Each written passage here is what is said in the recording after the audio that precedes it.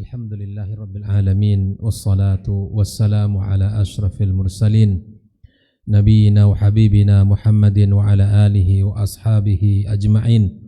Asyhadu an la ilaha illallah wahdahu la syarika lah, al-malikul haqqul mubin. Wa asyhadu anna Muhammadan abduhu wa rasuluhu an-nabiyyul amin.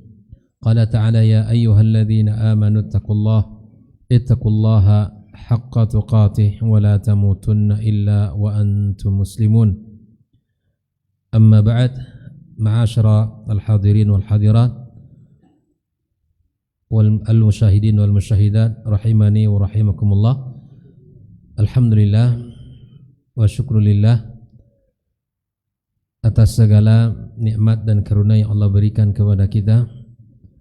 Kembali Allah mudahkan kita untuk bisa duduk di Masjid Baitul Muttaqin yang mudah-mudahan Allah Subhanahu wa taala jadikan langkah kaki kita yang satunya mengangkat derajat kita dan yang satunya menghapuskan dosa-dosa kita. Salawat dan salam senantiasa kita ucapkan untuk junjungan kita Muhammad sallallahu alaihi wasallam. Mudah-mudahan kita termasuk orang-orang yang bisa senantiasa istiqamah menjalankan sunnah-sunnahnya dan mempelajarinya serta mengamalkan dalam kehidupan kita. Ikhwafillah, kaum muslimin dan muslimat, kembali kita melanjutkan pembahasan tentang kitab Syarah Al-Usul Ats-Tsalatsah. Yang kita pakai adalah karya Syekh Shalih Al-Fauzan di dalam pembahasan penjelasan kitab Al-Usul Ats-Tsalatsah, yang mana kitab ini adalah karya Syekh Muhammad Ibn Abdul Wahhab. Malam ini kita akan melanjutkan pembahasan kita tentang ad-du'a aqsamuhu wa daliluhu, yaitu tentang doa, pembagian-pembagiannya serta dalil daripada doa itu sendiri. Berkata Syekh Muhammad Ibn Abdul Wahhab, wa minhu ad-du'a. Di antara yang diperintahkan Allah Subhanahu wa taala kepada kita adalah ad-du'a, ya, yaitu berdoa. Karena doa merupakan salah satu ibadah yang sangat agung dan mulia. Di antara ibadah yang lain adalah al-khauf. Apa artinya al-khauf? Takut. Memiliki rasa takut kepada Allah itu adalah ibadah. Ya. Yang ketiga ar-raja. Apa itu ar-raja? Berharap. Ya, kita berdoa kepada Allah, kemudian kita takut kepadanya, dan kemudian kita mengharap kepada Allah Subhanahu wa taala semata. InsyaAllah akan kita jelaskan masing-masing daripada apa yang kita sampaikan barusan, di antara doa, al-khauf, ar-raja. Berikutnya adalah di antara ibadah itu ada at-tawakkul kepada Allah Subhanahu wa taala. Kita bertawakal kepadanya. Bila mana seorang mukmin melakukan sesuatu, sudah apa yang dilakukan itu kita bertawakal kepada Allah Subhanahu wa taala, kita menunggu hasil yang terbaik darinya. Kemudian ar-raghbah wal-rahbah wal khusyu' wal inabah wal isti'anah. Ada raghbah, keinginan. Wal-rahbah, ya, rasa. Ada dua kondisi dalam keadaan, ya, ar-rahbah, ar-raghbah. Raghbah itu ar-raghbatu fi, itu adalah keinginan, semangat. Wal-rahbah itu di dalam pembahasan akidah di antaranya adalah kita ini diingatkan Allah SWT dengan ancaman. Ada targhib, ada tarhib. Targhib itu dorongan untuk melakukan sesuatu. Tarhib, ya, itu adalah semacam ancaman, di mana di dalam Islam juga demikian. Ada hadiah, ada punishment, atau ada hadiah, ada juga hukuman. Nah, yang mana bila mana kita lakukan ar-raghbah, diterghib, kita didorong untuk melakukan sesuatu. Ada al-khusyu', ya, kemudian ada inabah, bertaubat kembali kepada Allah. Ada isti'anah, kita minta tolong kepada Allah. Isti'adzah, minta perlindungan kepada Allah. Wadzabh, di antaranya kita menyembelih atas nama Allah. Wan nazar, kita bernazar. Ya, wa ghairu dzalika min anwa'il ibadah, dan yang lain masih banyak di antara jenis-jenis ibadah itu allati amara Allahu biha kulluha lillahi ta'ala. Semua itu harus diberikan untuk Allah. Kita mulai pembahasan yang pertama adalah doa. Ad-du'a'u qala Syekh Shalih Fauzan wa min anwa'il ibadati ad-du'a bada'a bihi li'annahu a'zam anwa'il ibadah. Di antara hal yang paling pertama disebutkan oleh Syekh Muhammad Ibn Abdul Wahhab adalah doa. Kenapa demikian? Karena doa merupakan ibadah yang agung, ibadah yang mulia. Doa terbagi kepada dua. Yang pertama, doa ibadah. Doa ibadah itu artinya apa? As-sana 'ala Allah azza wa jal. Kita memuji Allah tabaraka wa taala. Kita meninggikan Allah dengan sanjungan dan pujian, itu namanya doa al-ibadah. Yang kedua, doaul mas'alah. Yang sering kita lakukan ini kan adalah doa al-mas'alah, meminta sesuatu yang kita inginkan, memohonkan apa yang kita butuhkan dalam kehidupan kita. Wa talabu syai'in minallahi tabaraka wa taala. Adapun dalil doa ibadah itu, kata Allah Subhanahu wa taala dalam firman-Nya seperti di dalam awal surat Al-Fatihah, alhamdulillahi rabbil alamin ar-rahmanir rahim maliki yaumiddin iyyaka na'budu wa iyyaka nasta'in, hadza kulluhu du'a'u ibadah. Di mana kita menyanjung Allah, memuji Allah Subhanahu wa taala, sampailah kita mengatakan ihdina as-siratal mustaqim ila akhir surah, hadza du'a'u mas'alah. Yang terakhir itu baru doa masalah, meminta permohonan kita kepada Allah azza wa jalla. Iya. Jelas ya, doa terbagi kepada dua. Doa al-ibadah, ya, kita menyanjung Allah, memuji Allah dengan setinggi-tinggi pujian berdasarkan asma dan sifat Allah. Yang kedua, di mana kita meminta kepadanya, disebut dengan doaul mas'alah. Kata-kata sa'ala itu meminta, memohon, meminta kepada Allah tabaraka wa taala. Apa yang kita minta? Talabul hidayah, meminta petunjuk. Wa talabur rizki, minta rizki. Wa talabul ilmi min Allah, minta ilmu kepada Allah Subhanahu wa taala. Wa talabut taufik, minta diberikan taufik oleh Allah azza wa jalla. Itu semua adalah doa al-mas'alah. Maka doa ikhwafillah rahimakumullah adalah ibadah yang sangat agung dan mulia.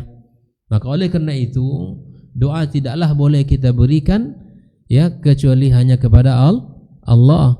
Tidak boleh kita minta kepada dukun, tidak boleh kita minta kepada tukang peramal, tidak boleh kita minta kepada jin, tidak boleh kita minta kepada siapa? Kepada malaikat Allah enggak boleh kita minta. Kepada Nabi kita sallallahu alaihi wasallam setelah dia wafat tidak boleh. Karena meminta kepadanya adalah setelah Nabi wafat adalah kesyirikan. Tidak boleh kita minta kepada Allah Subhanahu wa taala, kepada Muhammad SAW, hanya minta kepada Allah semata.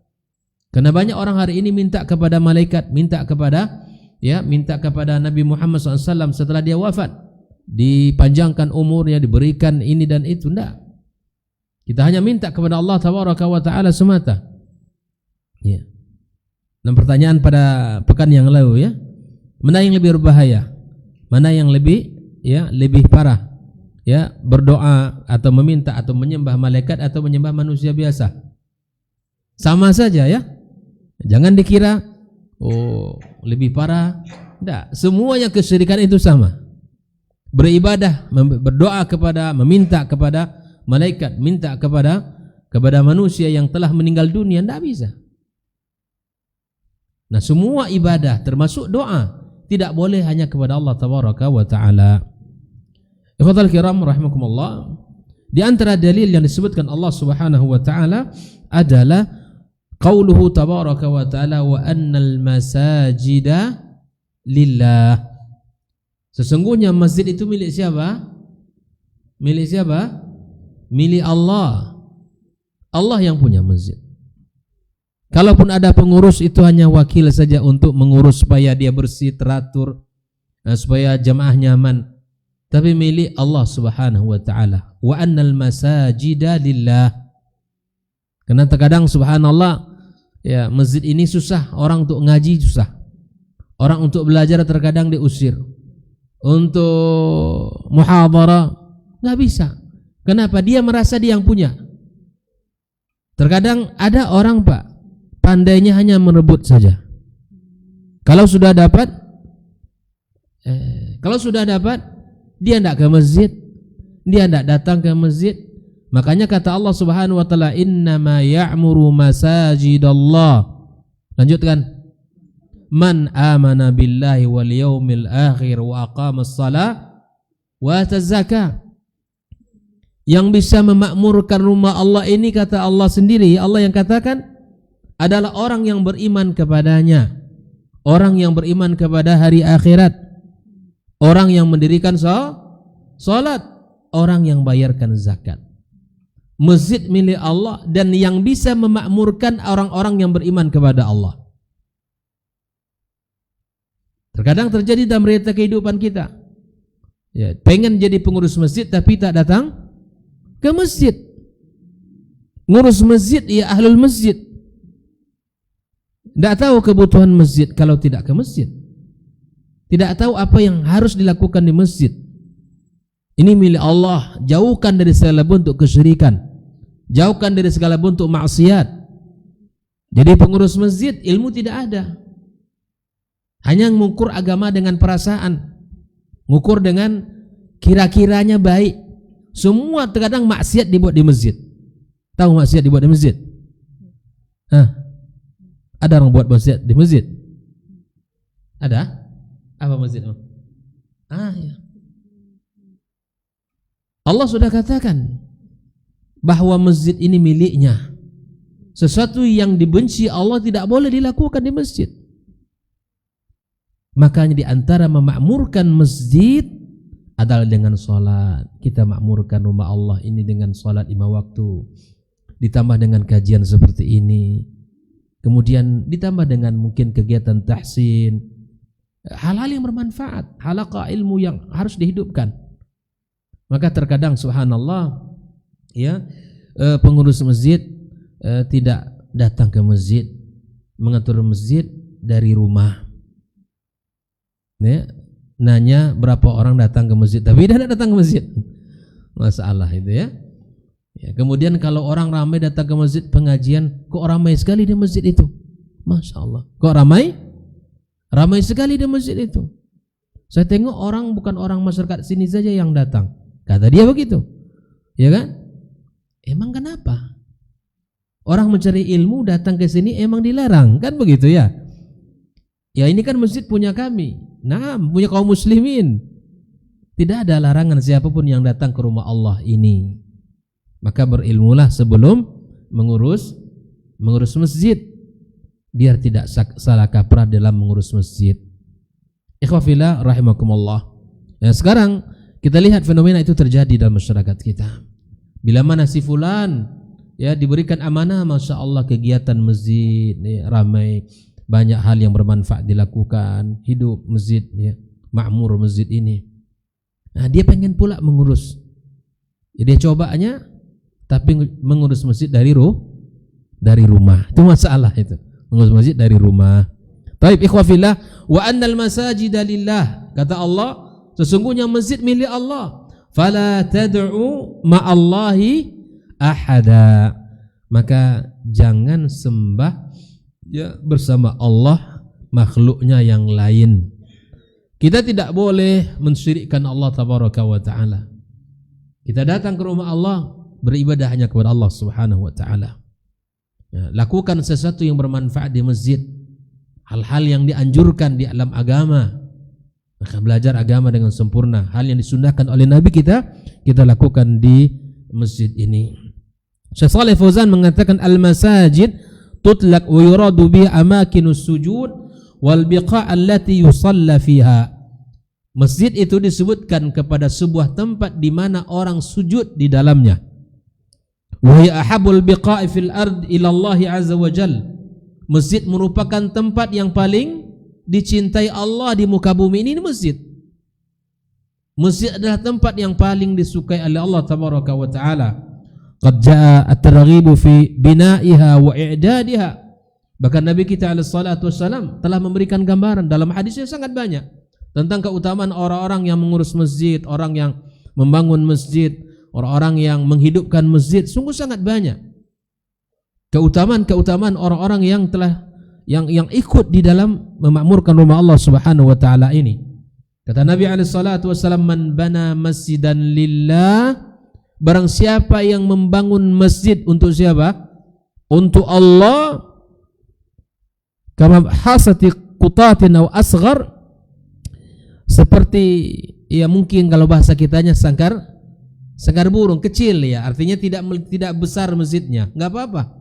Orang yang bangun masjid untuk Allah walaupun hanya kecil, tidak besar, banallahu lahu baitan fil jannah, maka Allah buatkan bagi dia rumah di dalam surganya. Itulah keutamaan orang yang bangun masjid, orang yang membangun masjid. Maka ikhwafillah rahimakumullah, ini keutamaan yang luar biasa. Wa qala ta'ala, innama ya'muru masajidallah man amana billahi wal yaumil akhir, surah At-Taubah. Wal muradu bil imarati al-imaratul hissiyah wal ma'nawiyah. Maka yang dimaksud dengan memakmurkan rumah Allah ini bukan hanya memakmurkan masjid dengan membangun besar-besar, ya kemudian mungkin bertingkat lebar menampung ribuan orang jamaah, tapi kemudian masjidnya kosong. Kalau membangun masjid dengan bangun yang luas mungkin sangat mudah, karena umat Islam ini kaya-kaya, semangat berinfaknya tinggi, cepat selesainya. Tapi tidak berhenti di situ saja. Ada tugas yang paling besar setelah membangun apa? Memakmurkannya. Karena mengajak orang ke rumah Allah ini ya bukan ajakan biasa, panggilan iman. Orang yang datang ke rumah Allah bukan diukur dengan sehatnya badan saja. Karena orang-orang yang datang ke rumah Allah ini ukurannya adalah keimanan. Orang bisa lari sekian kilo, bisa bersepeda setiap Sabtu Ahad sekian kilo, tapi melangkahkan kaki ke rumah Allah hanya 100 meter dari rumahnya tidak bisa. Karena bukan fisiklah yang menjadi ukuran. Malah oleh karenanya ikhwafillah, tugas kita ada dua. Memakmurkan masjid dengan membangunnya, dan memakmurkan masjid dengan mengisinya dengan salat, dengan kajian, dengan berbagai macam ibadah-ibadah yang disukai oleh Allah Subhanahu wa taala. Ikhwatal kiram rahimakumullah. Maka oleh karenanya ikhwafillah, kalaulah masjid merupakan salah satu tempat yang paling disukai oleh Allah, maka kita harus duduk di dalamnya. Syekhul Islam Ibnu Taimiyah telah membuatkan sebuah permisalan.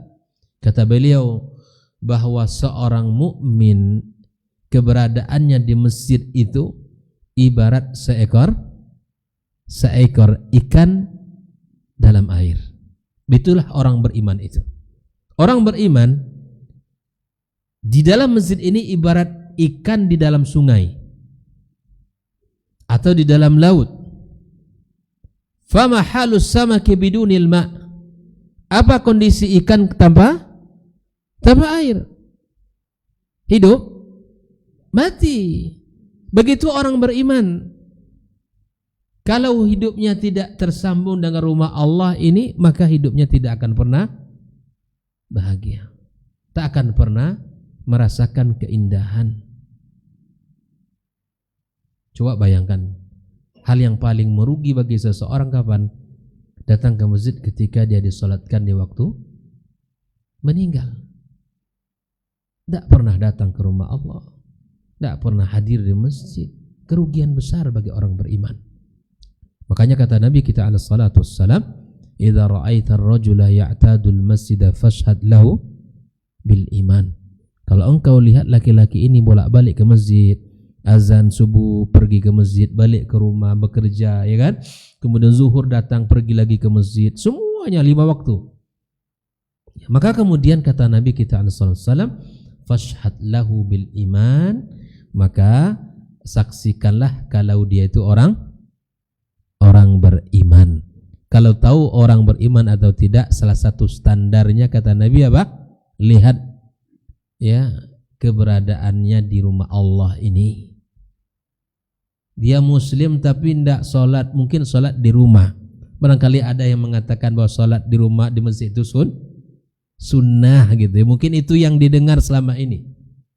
Padahal Allah katakan ya warka'u ma'ar raqiin, rukuklah kalian bersama orang-orang yang rukuk. Di mana itu? Di masjid, bukan di rumah. Bukan di rumah. Nah, oleh karenanya ikhwah fillah rahimakumullah, apakah di rumah ada bagian salat bagi kita? Ada. Rumah itu tempat terbaik salat bagi orang beriman, tapi salat sunnah. Makanya setelah azan diberikan jeda, mungkin orang-orang yang dekat di sini mengambil sunnah ini, tidak datang ke masjid lebih awal, mengambil sunnah salat di rumahnya, qabliyah dan ba'diyahnya. Maka kata Nabi SAW, ij'alu li buyutikum nasiba, jadikan bagi rumah kalian itu bagian salat kalian. Ya. Maka kalau ada orang salat fardu selesai, mungkin dia balik cepat ke rumah, jangan seuzan dulu, barangkali dia mengamalkan sunnah. Ini orang salat wajib aja dia nih. Ya, kayak kita salat sunnah ba'diyah dulu ya, akhi. Di rumah itu lebih afdal salat sunnahnya. Nah, oleh karenanya kita harus berhusnuzan. Taib. Lalu kemudian Allah Subhanahu wa taala ya katakan wa annal masajida lillahi fala tad'u ma'allahi ahada. Masjid ini milik Allah, jangan lakukan kesyirikan di rumah Allah ini. Jangan kalian beribadah kepada Allah dengan melakukan segala bentuk penyimpangan-penyimpangan. Oleh karenanya segala hal yang dimurkai oleh Allah dilarang untuk dilakukan di masjid. Nah, seperti tadi saya ingatkan bahwa misalnya di hari-hari yang misalnya kita Ramadan ya, yang Ramadan biasanya nih yang agak sedikit sensitif, atau di hari-hari Idul Adha, atau mungkin ketika masyarakat gotong royong ya, biasanya ada tambahannya. Apa tambahan biasanya? Nah, diputar kasetnya, diputar dan macam-macam. Sebagai penyemangat kata dia, sebagai ya wa annal masajida lillah, ya akhi, masjid ini milik Allah. Jangan lakukan sesuatu yang merusak, yang melanggar dan yang dibenci oleh Allah Subhanahu wa taala. Maka pahami ini baik-baik bagi pengurus masjid, maka amanah ini mesti dijaga. Ya misalnya Ramadan juga demikian itu. Menjelang berbuka atau sahur. Masya Allah, dia pengurus masjidnya bangun jam 2, jam 3, tapi tidak melakukan sesuatu yang bermanfaat. Yang dilakukan memutarkan radio. Biasanya radio diputar. Kalau nama radio itu macam-macam masuk kan, iklan masuk, ini masuk, semua masuk. Kami pernah ya intikaf di sebuah masjid di Pekanbaru ini. Ya subhanallah, kita sedang qiyam, masjid di sebelah itu sudah mutar apa namanya itu, diputarnya sama Maqadir, apa katanya itu adalah ya subhanallah, orang sedang salat, orang sedang munajat di jam 4, jam setengah 4 dia sudah mutarnya, diputarkannya radionya, orang sedang ini Ramadan di 10 terakhir ya, dikira itu bagus, dikira itu ada sesuatu yang sangat bermanfaat begitu. Nah, ini sesuatu yang terkadang jika diingatkan tidak diterima olehnya, dia merasa itu sudah benar. Ikhwah fillah rahimakumullah. Maka kata Syekh Muhammad Abdul Wahab, "Faman sarafa syai'an minha li ghairillah fa huwa musyrik." Barang siapa yang memberikan ibadah yang telah kita sebutkan tadi, doanya, apalagi rasa takutnya, tawakalnya, nazarnya, semuanya itu diberikan kepada selain Allah, itu musyrik. Kita sudah bahas kemarin 10 pembatal keislaman. Yang pertama apa? Syirik. Kita sudah tamatkan buku itu. 10 pembatal keislaman. Yang pertama yang disebutkan oleh Syekh adalah asyirku billah. Kesyirikan. Jadi jangan main-main dengan kesyirikan. Ya. A'zamu zulm, kezaliman yang paling besar. Di antara hal yang paling kita takutkan di saat kita meninggal dunia, dosa syirik ini. Maka oleh karena itulah kita dianjurkan oleh Nabi kita alaihissalam untuk mengatakan Allah Rabbi la usyriku bihi syai'ah. Ulang-ulang kalimat ini. Allahu Rabbi, Rabbku adalah Allah, la usyriku bihi syai'ah, aku tidak mensyirikkannya dengan satu apapun. Faman sarafa syai'an minha li ghairillah barang siapa yang memberikan ibadah-ibadah tadi kepada selain Allah, fahuwa musyrikun kafirun. Musyrik dan kafir. Jangan salah ya, Ustaz itu mengkafirkan kami. Tidak, saya tidak mengkafirkan orang. Bila mana ini dilakukan oleh seseorang dan dia tidak mau bertobat kepada Allah, maka berdasarkan ilmu yang kita dapatkan, dia melakukan kesyirikan dan dia akan kufur kepada Allah Azza wa Jalla. Allah katakan, "Wa may yad'u ma'allahi ilahan akhar." Barang siapa yang beribadah kepada Allah, beribadah selain dengan Tuhan selain Allah, la burhana lahu bihi, tidak ada bukti, fa innama hisabuhu 'inda rabbih, maka perhitungannya sama siapa? Sama Allah Azza wa Jalla. Innahu la yuflihul kafirun, maka tidak akan beruntung orang-orang kafir. Jadi jangan kita mensyirikkan Allah Azza wa Jalla. Jangan kita sembah Allah, jangan kita sembah selain Allah Subhanahu wa taala. Tidak boleh kita melakukan itu semua. Semua ibadah kita lillahi Azza wa Jalla. Qul inna salati wa nusuki wa mahyaya, ini wa mahyaya itu hidup saya. Hidup kita semuanya lillah, wa mamati lillahi rabbil alamin. Kita katakan untuk Allah Subhanahu wa taala. Tidak boleh segala bentuk jenis kesyirikan tidak boleh kita lakukan. Apapun jenis-jenis kesyirikannya. Di dalam hadis yang lain Nabi kita alaihi salatu wasallam mengatakan, ad-du'a'u mukhul ibadah. Doa itu adalah intinya ibadah. Bahkan para ulama mengatakan doa itu terdapat nilai-nilai tauhid yang agung. Kenapa demikian? Karena orang kalau berdoa kepada Allah, maka dia yakin ada Allah Subhanahu wa taala. Dia yakin Allah yang mendengar. Dia yakin ada Allah yang mengabulkan doanya. Makanya subhanallah, doa ini adalah ibadah yang sangat luar biasa. Bahkan Allah Subhanahu wa taala katakan orang yang tidak berdoa termasuk orang yang sombong. Allah katakan, wa qala rabbukum ud'uni astajib lakum. Rabb kalian berkata, doalah kepadaku, berdoalah kepadaku, aku kabulkan doa kalian, kata Allah. Innal ladzina yastakbiruna an ibadati sayadkhuluna jahannama dakhirin. Yang tidak beribadah di sini maksudnya tidak berdoa kepada Allah Azza wa Jalla, termasuk orang-orang yang sombong dan masuk ke dalam jahanam dalam keadaan hina dan dina. Bayangkan. Doa, Pak. Doa itu tidak ada modalnya keinginan saja. Semangat saja, tidak ada uang yang keluar, tidak ada waktu yang terbuang doa. Maka tidak ada orang yang sengsara kalau dia berdoa kepada Allah Azza wa Jalla. Apalagi mendoakan dirinya, keluarganya dan kaum muslimin. Tak ada orang yang merugi kalau mendoakan orang lain.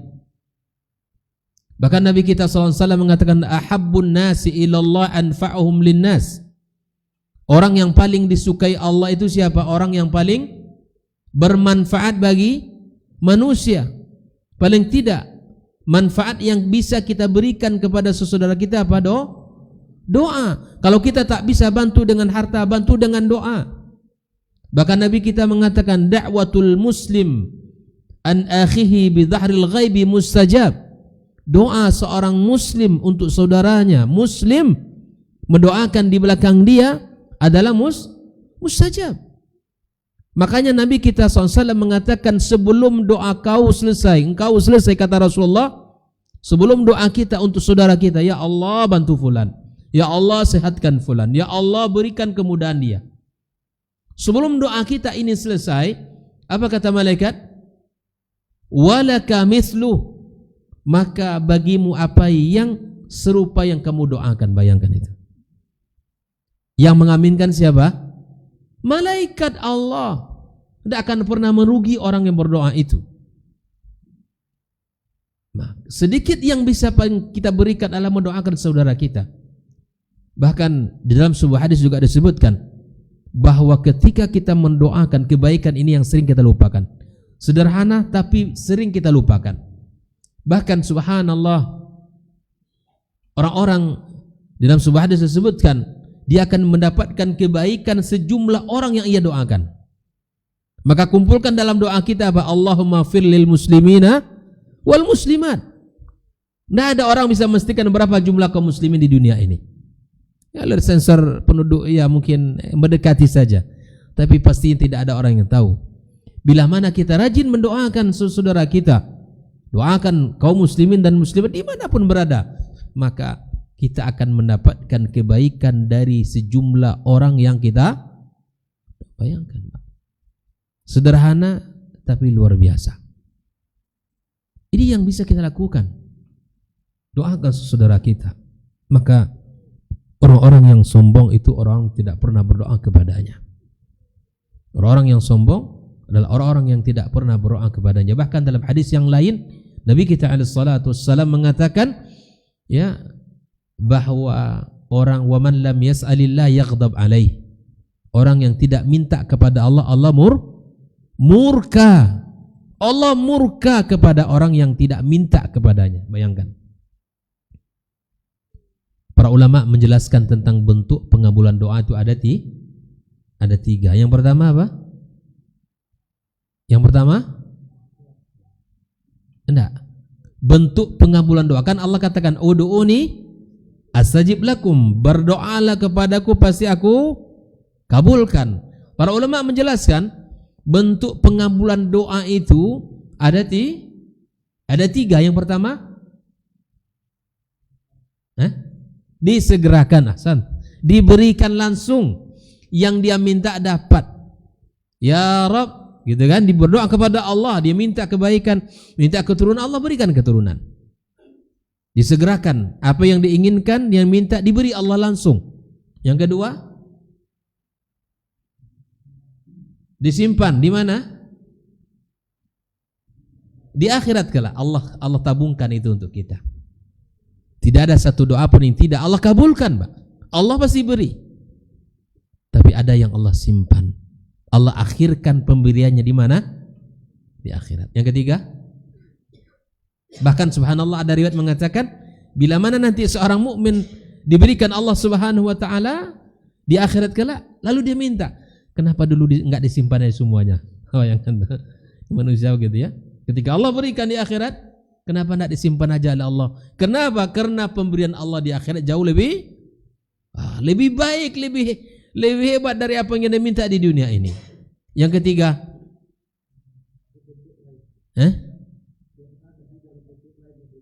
apa tuh?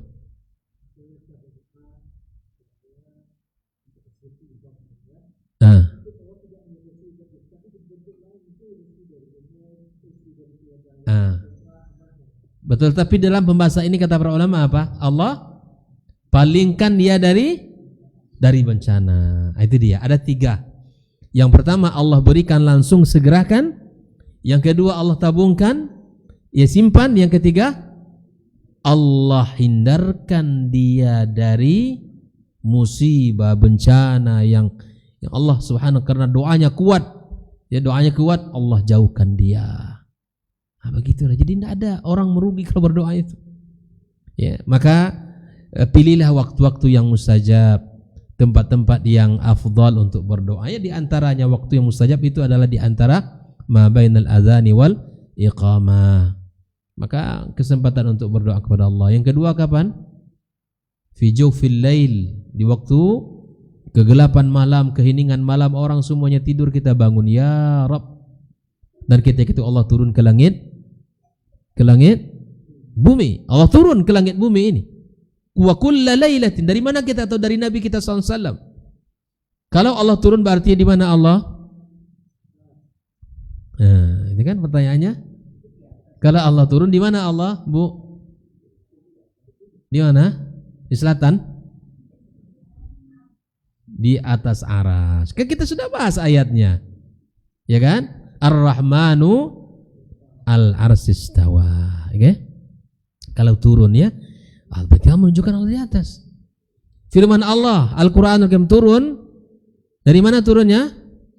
Nah, kalau turun tidak ada dari bawah ke bawah, atau dari samping ke kiri ke kanan, tidak, atau dari mata angin, itu tidak ada. Itu pasti turun dari atas.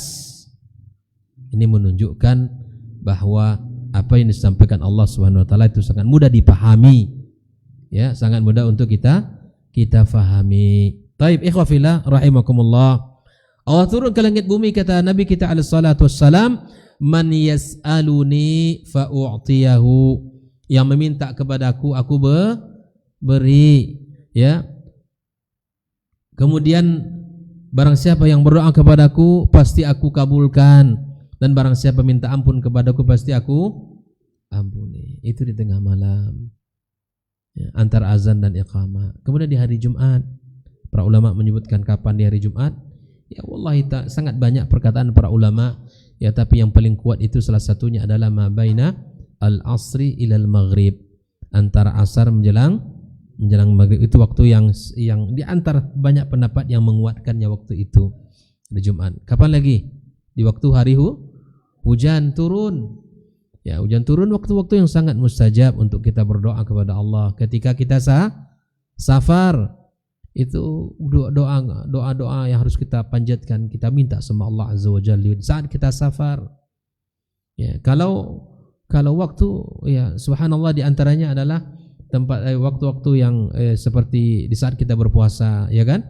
Puasa Ramadan, kemudian di hari-hari yang mulia, seperti tempat-tempat yang sangat baik itu seperti di Raudhah, di Masjid Nabawi Asy-Syarif. Ya, amma baina baiti wa mimbari, itu kata Nabi antara rumahku dan mimbarku itu ada Raudhah. Ya, maka di situ adalah taman surga. Berdoalah di situ sebanyak-banyaknya karena doanya mustajab. Yang kemudian kapan lagi? Di mana lagi? Di Multazam. Multazam itu di mana? Antara Hajar Aswad dengan pintu Ka'bah, ya kan? Nah, itu adalah Multazam. Ya, kalau sempat berangkat umroh, usahakan untuk bisa ke sana. Kalaupun tidak, ya berdoalah di tempat-tempat yang bisa kita doakan. Ada suatu hal yang saya ingatkan kepada kaum muslimin dan muslimat. Terkadang kita kira di Mekah itu aman-aman saja, ya, tapi kemudian banyak orang yang menawarkan diri di sana, menawarkan jasa. Itu orang kita juga, orang Indonesia, menawarkan jasa untuk diantar ke Multazam. Jangan dikira Pak, banyak orang Indonesia yang berada di sekeliling Ka'bah itu, ya, ikhlas tawaf biasa, enggak. Dikira kita tawaf sunnah, enggak. Itu mencari uang di sekeliling Ka'bah itu. Tahu, paham maksudnya? Mereka menawarkan jasa. Ibu mau ke Multazam gitu. Nanti saya antar ibu ke sana. Baik kali orang itu, ya. Nah, tapi setelah itu nanti, ya. Boleh. Ya, itu yang kita sampaikan hari ini, bahwa perbuatan-perbuatan yang tidak layak untuk dikerjakan di situ. Ya, berdoalah kepada Allah Azza wa Jalla ikhlas. Maka kalau dengan suaminya di sana nanti umroh, maka berusahalah dengan suaminya. Jangan mau untuk ditawari seperti itu oleh orang-orang kita yang ada di sana, ya. Maka ikhwafillah rahimakumullah, tidak layak untuk dilakukan itu di sana. Datanglah ke sana untuk beribadah kepada Allah Azza wa Jalla, carilah rezeki yang halal selain apa yang dilakukan di situ. Kenapa? Karena bisa jadi yang didorongnya atau yang diantarnya ibu-ibu, yang mengantarnya bapak-bapak, atau kebalikan, ada juga yang diantar bapak-bapak, yang mengantarnya, ya. Bayangkan kalau di situ, apakah diberi ruang begitu? Enggak, pasti tersentuh, kemudian ya, macam-macam lah. Waliyadzubillah, dan itu tidak layak untuk dilakukan di tempat yang paling suci di situ. Ikhwafillah rahimakumullah. Maka doa adalah intinya ibadah kepada Allah Subhanahu wa taala. Dijelaskan oleh Syekh Shalih Fauzan, fannasu salasatu aqsam. Manusia ada 3 jenis. Yang pertama, man yad'ullaha aslan, man la yad'ullaha aslan fayakunu mustakbiran an ibadatillah. Yang pertama, manusia ini tidak beribadah kepada Allah sama sekali. Ini orang-orang kafir. Yang kedua, may yad'ullah walakin yad'u ma'ahu ghairahu fayakunu musyrikan. Dia beribadah kepada Allah lalu kemudian dia juga menyembah yang lain. Dia muslim tapi percaya ke dukun. Dia muslim tapi mendatangi orang pintar. Orang pintar disebut. Kita ini dijajah oleh istilah. Hal-hal yang buruk itu selalu disebut dengan sebutan yang baik, sehingga kita tidak jijik, tidak mau gitu. Orang jelas orang bodoh dikatakan orang Orang pintar. Orang-orang yang mengaku tahu yang gaib, kemudian bisa ini dan itu tidak ada. Itu orang jahil. Tapi kita sering menyebut orang pintar. Ya, sama dengan pelaku maksiat di muka bumi ini yang menjual dirinya kan tidak disebut dengan penzina. Ada disebut penzina? Enggak. Apa sebutannya? Ya, PSK, ringan rasanya kan bang, ringan di telinga. Ya, prostitusi dan seterusnya. Atau bahasa orang kupu-kupu malam dan seterusnya. Ini kita ini, dan memang tidak heran karena yang menjadi acuannya atau yang menjadi teladannya adalah iblis. Itu bahasa iblis itu. Tahukah kita ketika Adam alaihissalam digoda, apa kata iblis? Kepada Adam alaihissalam, maukah kutunjukkan kepada kamu sebuah pohon khuldi? Allah tidak menyebutkan nama, ya, wala taqraba hadhihi syajarah. Jangan kau dekati pohon ini. Tapi iblis membuat sebutan syajaratul khuldi, pohon keabadian. Allah larang kamu mendekati ini. Allah tidak ingin kamu abadi di sini. Bayangkan itu. Tapi kalau kamu makan pohon ini, kamu pengen keluar atau enggak? Kata iblis. Enggak, saya pengen di sini. Tergodalah Adam alaihissalam. Oleh karenanya banyak sekali ya bahasa-bahasa. Apa namanya laki-laki yang suka ke laki-laki itu apa namanya? Nah, disebut dengan bahasa-bahasa yang halus. Itu bahasa-bahasa yang membuat ringan di telinga kita sehingga perbuatan itu tidak lagi sesuatu yang dibenci. Nah, istilah perang istilah dalam Islam ini ya sangat kuat ya oleh orang-orang yang memusuhi Islam itu sendiri. Maka manusia ada 3 bentuk, ada 3 kelompok. Yang tidak beribadah kepada Allah sama sekali, itu orang kafir. Yang kedua, orang yang beribadah kepada Allah disertai dengan kesyirikan. Yang ketiga, orang-orang yang tulus dan ikhlas kepada Allah. Maka inilah orang yang bertauhid kepadanya. Tapi kita dengarkan azan insyaallah. Kita lanjutkan insyaallah.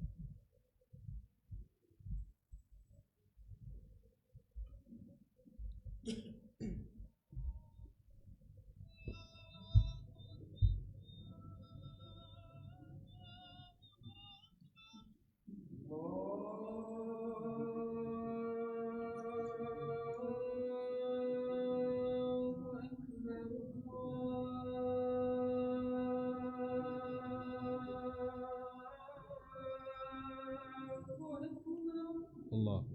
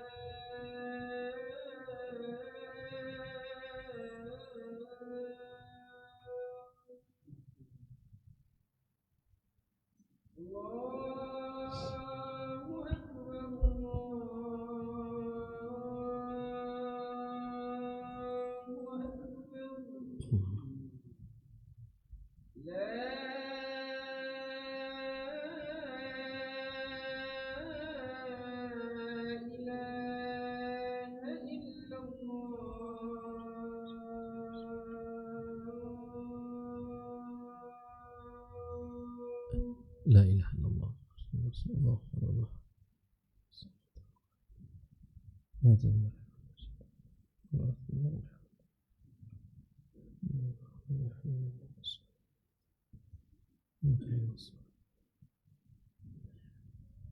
Bismillahirrahmanirrahim. Kita lanjutkan. Nanti kita buka tanya jawab. Di dalam hadis Nabi kita sallallahu alaihi wasallam, Nabi mengatakan bahwa doa huwal ibadah. Tadi adalah doa mukhul ibadah. Kalau di sini ada doa huwal ibadah. Doa itu sendiri adalah ibadah kepada Allah Subhanahu wa taala. Fa hadza yadullu ala azimid du'a. Dan ini menunjukkan agungnya doa, wa annahu a'zamu anwa'il ibadah. Dan doa merupakan doa yang paling ibadah yang paling agung. Lianna Rasulullah sallallahu alaihi wasallam qala mukhul ibadah.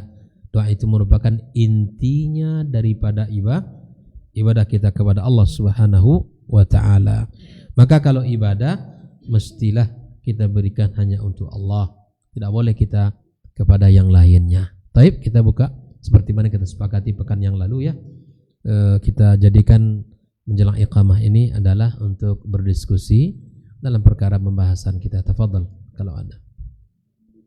Tafadhal. Silakan.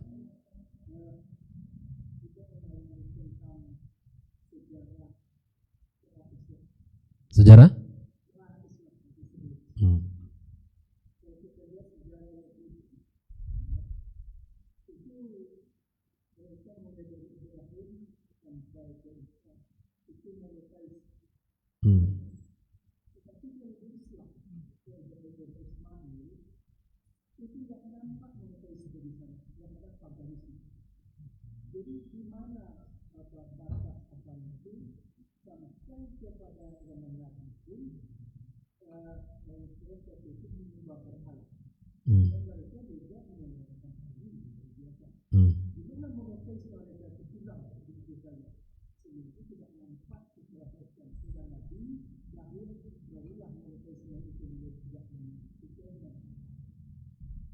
Ya, jadi setelah fase Nuh alaihissalam kemudian sampai nanti diutus Nabi kita alaihissalatu wassalam, ada namanya masa di mana panjang masanya itu tidak ada seorang Nabi yang diutus Allah Subhanahu wa taala. Masih ada sisa-sisa daripada syariat ya Nabi-Nabi sebelum Nabi Muhammad SAW, tapi itu semua sudah jauh daripada agama yang murni. Masih ada dari mereka itu tadi seperti yang dikatakan, mereka berhaji, mereka menyembah berhala. Bukan kita tahu di kota suci Mekah itu sendiri sebelum Nabi Muhammad SAW diutus, diangkat menjadi seorang Rasul, kita tahu semuanya adalah ya penuh dengan kezaliman, kegelapan, keburukan, maksiat, ya khamar, wanita, ya, kemudian perjudian. Itu semua adalah bagian yang tak boleh, bagian yang tak terpisah dari kehidupan mereka. Masa-masa itu masa-masa kelam, masa-masa jahiliyah, disebut masa-masa jahiliyah. Sampailah Allah Subhanahu wa taala mengutus seorang rasul. Kita tahu Pak, di saat kota Mekah itu kan ketika kota Mekah yang memang di masa itu tidak ada penjajahan di sana. Kenapa? Karena memang tidak ada yang diharapkan di sana, Pak. Kehidupan mereka itu hidup di padang tandus, padang pasir, kegersangan, tidak ada peradaban. Imperium besar Persia dan Romawi, mereka itu menjadi kiblat peradaban di masa itu, tapi tidak tertarik untuk apa? Untuk datang menguasai kota Mekah. Karena tidak ada yang bisa diharapkan di sana. Dan kondisi orang di sana ya dalam kondisi gelap jahiliyah. Kondisi jahiliyah yang memang mereka ini tahu kalau ditanya itu siapa pencipta Allah, pencipta langit, mereka tahu siapa? Allah. Kan itulah yang dikatakan oleh Allah Subhanahu wa taala dan disimpulkan oleh para ulama kita. Allah banyak di dalam Al-Qur'anul Karim menyebutkan bahwa ketika mereka ditanya siapa pencipta langit dan bumi, siapa kata mereka? Allah. Mereka tahu itu bahwa yang punya kuasa, yang punya menciptakan ini Allah Subhanahu wa taala. Tetapi keyakinan mereka meyakini Allah sang pencipta tidak membuahkan ibadah yang benar. Makanya di dalam Islam tidak cukup ketika ditanya, misalnya orang-orang non-muslim ya, ditanya siapa pencipta langit dan bumi. Kalau mereka menjawab Allah, apakah dia disebut dengan muslim? Tidak, belum. Sampai dia mengatakan bahwa sampai dia memberikan ibadahnya kepada Allah, itulah disebut dengan tauhid al-uluhiyah. Meyakini Allah sang pencipta, sang yang memberikan kehidupan, itu adalah tauhid rububiyah. Dan kita sudah pelajari itu. Nah, hal yang paling dibenci oleh orang-orang kafir Quraisy, Pak, ketika Nabi Shallallahu Alaihi Wasallam diutus Allah, itu 3 hal. Mereka hidup di dalam kehidupan yang jahiliyah. Tapi jangan dikira orang jahiliyah di masa itu tuh jahil gitu. Paham? Orang pintar-pintar. Makanya orang jahiliyah itu bagaimana ukurannya? Bila mana dia tidak menyembah Allah Subhanahu wa taala. Itu jahiliyah. Orang di masa itu bukan orang bodoh. Orang terpandang, orang terhormat, orang kaya, orang banyak pengetahuan. Tapi jahiliyah. Karena mereka tidak menyembah Allah Subhanahu wa taala. Makanya mereka bukan tidak tahu Abu Lahab, ya seperti Abu Jahal, bukan mereka tidak tahu kalau Muhammad itu benar, risalahnya benar. Mereka tahu, Pak. Tetapi yang membuat mereka tidak beriman itu apa? Kesombongan mereka, karena sudah terlanjur orang terpandang, orang kaya, disegani. Sampai hari ini bab itu pun juga akan menjadi penghalang hidayah. Orang kalau dipandang, disegani, dihormati, dikasih nasihat sama orang itu sulit menerimanya. Penyakit itu sudah ada sejak zaman dahulu. 3 hal ini yang paling dimusuhi oleh orang kafir Quraisy Nabi kita. 3 hal ini pula lah yang membuat Nabi kita diusir, dilempari, dipersekusi, bahkan dikeluarkan dari tempat kelahirannya. Yang pertama adalah bahwa dakwatu at-tauhid ini. Nabi mengajak orang untuk beribadah kepada satu Rabb. Sampai mereka mengatakan, Muhammad, Tuhan yang banyak di sekeliling Ka'bah ini enggak bisa mengatur kehidupan kita. Kok kamu mengajak kami menyembah satu Tuhan? Ini tidak masuk akal, kata mereka. Dan memang segala sesuatu mereka ukur dengan akal. Itulah jahiliyah. Kalau tidak masuk akal bagi mereka, enggak mereka terima di dalam urusan agama ini. Yang kedua yang membuat mereka tidak terima itu apa? Dakwatul Rasul, atau dakwah bahwa dia itu sebagai seorang Rasul, tidak diterima oleh mereka. Kami tahu kamu itu Muhammad orang baik, orang yang jujur. Karena Nabi Muhammad itu tidak terkontaminasi. Silakan buka kitab Rahikul Maktum, sejarah Nabi, dengan suasana kota Mekah yang hiruk pikuk dengan segala bentuk kesyirikan. Ya, orang kalau tawaf tak berbaju. Ya. Kemudian judi, khamar, zina. Itu kehidupan Nabi Muhammad itu dijaga Allah Subhanahu wa taala. Sampailah dia meninggalkan kota Mekah, mencari tempat yang membuat dia merasa terjaga. Pergilah ke Gua Hira. Yatahannath, dia bertahanus di sana. Sampailah Allah turunkan wahyu. Maka di saat kita, ini pelajaran mahal dalam apa yang dilakukan Nabi kita sallallahu alaihi wasallam. Di saat dia melihat dari tempat yang paling tinggi kota Mekah itu, yang penuh dengan hiruk pikuk duniawi di sana, keresahan, ketidaknyamanan hati melihat keadaan, lalu disitulah Nabi kita alaihi salatu wassalam menghadap kepada Allah, mencari tempat, mengadah ke langit, meminta petunjuk. Ini pelajaran mahal untuk kita. Di saat kehidupan kita juga merasa banyak masalah, banyak keadaan yang kita hadapi, ujian yang berat, maka saat itulah pula kita meminta kepada Allah, mengadah ke langit, meminta pertolongan kepadanya. Yang ketiga, yang membuat Nabi kita dibenci, diusir dari kota Mekah adalah dakwah tentang hari berbangkit. Ada 3 tadi. Yang pertama, dakwatu tauhid. Nabi mengajak untuk menyembah Tuhan yang esa, Pak. Itu tidak diterima sama mereka itu. Ini kamu menyelisihi kebiasaan orang tua kami. Yang kedua adalah dakwah apa tadi? Ar-Rasul. Dia itu sebagai seorang Rasul, gak percaya dia. Sehingga ketika Nabi SAW kumpulkan mereka, ya kan, setelah pulang Isra dan Mi'raj, lalu kemudian dikumpulkan seluruh kota Mekah, orang-orang sana. Apa kata Nabi memulai dengan perkataan, andaikan saya katakan kepada kalian semua bahwa di balik bukit ini ada musuh yang menyerang kita, percaya enggak kalian? Kata Nabi. Apa kata mereka? Percaya. Maka saya adalah seorang Rasul yang datang memberikan peringatan kepada kalian. Kalau ini enggak, kalau ini enggak bisa percaya, kalau ini enggak bisa kami terima. Itu kata mereka. Mereka tidak meyakini dan tidak beriman. Bagaimana mungkin Muhammad seorang Rasul, dia berjalan di pasar makan bersama kita? Itu kata mereka, ya kan?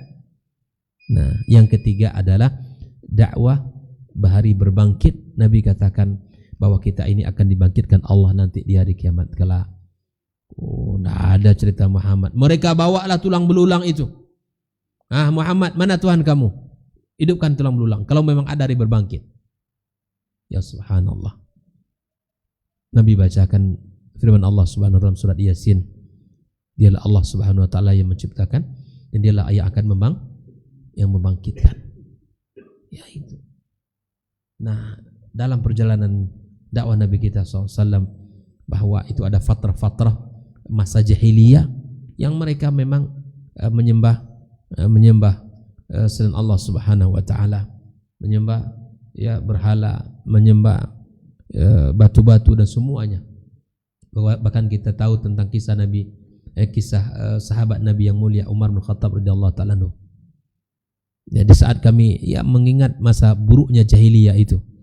Dulu kita kalau pergi safar, kita berbuat bekal, mempersiapkan bekal-bekal kita, ya kan? Kita buatkan bekal-bekal kita, bahkan kita buatkan Tuhan kita dari adonan roti kita, kata dia. Kalau bekal-bekal kita sudah habis, maka kita tengok yang tersisa apa? Tuhan. Tuhan pun kita makan, kata dia. Percaya juga tuh. Kata dia, inilah jahiliyah yang masa itu yang luar biasa. Dulu mereka tatayur. Tatayur itu di antara kebiasaan orang jahiliyah itu adalah melepaskan burung sebelum berangkat. Kalau belok ke kanan berarti baik untuk pergi, kalau belok ke kiri berarti buruk. Itu tatayur namanya. Kalau hari ini kita tidak lepaskan burung, banyak yang dilepaskan, yang banyak yang dianggap. Kalau alis mata gerak-gerak, ini tandanya ini. Kalau kumis bergerak-gerak, ini tandanya begini. Macam-macam kita hari ini, ya. Nah, kalau sedak makan sedikit, ini begini, macam-macam. Hilangkan itu semua dalam pemikiran kita. Hilangkan itu semua dalam keyakinan kita. Ya, hanya Allah SWT yang punya kuasa, yang punya kehendak, yang punya segala sesuatu yang ada di muka bumi ini. Ikhwafillah, ini sekilas barangkali ya tentang kehidupan pra-Islam. Kalau Bapak ingin lebih panjang nanti baca kitab Ar-Rahiqul Maktum, Pak. Itu karya Mubarakfuri, Syekh Mubarakfuri.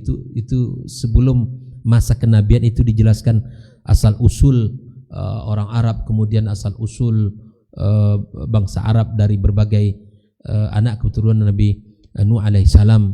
Itu nanti disebutkan kita ini anak yang dimananya, karena tidak ada Nuh alaihissalam itu disebut dengan Abul Bashar Tsani. Abul Bashar yang pertama, bapak manusia pertama kita siapa? Adam. Nuh Abul Bashar Tsani, bapak manusia kedua. Kenapa demikian? Karena ketika banjir bandang di masa Nabi Nuh semuanya mati. Yang tinggal adalah orang yang beriman. Nah, nanti disebut ada istilah-istilah kaum Arab, kaum yang kulit putih dari anak yang di mana, yang kita ini anak yang dari siapa, itu jelaskan langsung detail di dalam kitab Ar-Rahiqul Maktum. Yang orang Eropa sana dari anak keturunan yang mana, disebutkan di situ detail oleh Syekh Mubarakfuri. Dan itu suku-suku bangsa yang ada di masa itu sampai Nabi kita Muhammad sallallahu alaihi wasallam diutus dari garis keturunan ya Nabi Ismail alaihi salam dan dari Ibrahim alaihi salam, dan itu semua adalah ya dari keturunan Abul Bashar Ats-Tsani, dari ayah kita yang kedua itu Nuh alaihi salam. Karena orang beriman yang tinggal bersamanya lah yang akan berkembang setelah itu. Wallahu taala alam bissawab. Demikian pembahasan kita pada maghrib ini. Wassallallahu ala nabiyyina wa habibina Muhammadin wa ala alihi washabbihi ajmain. Assalamualaikum warahmatullahi wabarakatuh.